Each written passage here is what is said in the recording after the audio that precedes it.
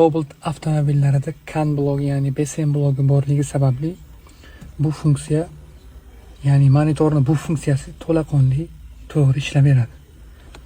Настройкаga kiramiz.